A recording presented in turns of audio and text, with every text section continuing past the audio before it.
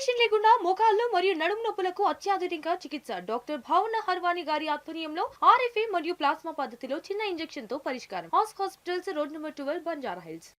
ఎంత దుర్మార్గం అంటే ఏ అశోక్ నగర్ సెంట్రల్ లైబ్రరీ దగ్గరికి పోయి ఆనాడు నిరుద్యోగులకు నమ్మించి ఓట్లు వేయించుకున్నాడో ఇలా అదే అశోక్ నగర్ సెంట్రల్ లైబ్రరీలో పోలీసుల చేత పిల్లల వీపులు పగలగొట్టిస్తున్నాడు రేవంత్ రెడ్డి.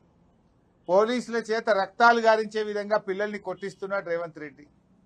సెంట్రల్ లైబ్రరీకి తాళాలు వేసి దాన్ని పోలీసుల నిలయంగా మార్చిండు రేవంత్ రెడ్డి.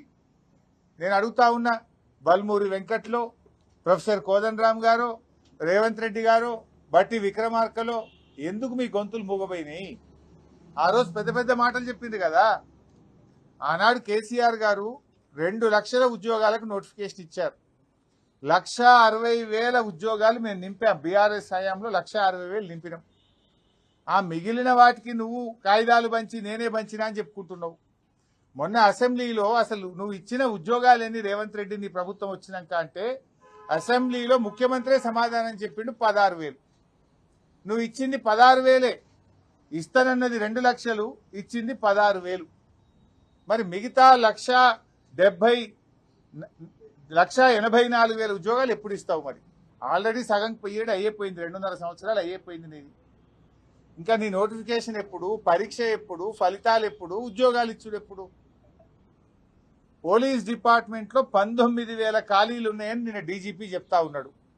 మరి ప్రభుత్వం 19,000 ఖాళీలుంటే ఎందుకు పోలీస్ నియామకాలకు నోటిఫికేషన్ ఇస్తలేరు? 5,000కే ప్రభుత్వం అనుమతి ఇచ్చిందట. అంటే ఇంకా మిగతా 14,000 ఆపి పెడతావా రేవంత్ రెడ్డి? నువ్వే హోంమంత్రివి, నువ్వే ముఖ్యమంత్రివి. ఆనాడు జీవో 46 గురించి కూడా రెచ్చగొట్టి మాట్లాడినావు. పోలీస్ ఖాళీలు నింపాలన్నావు.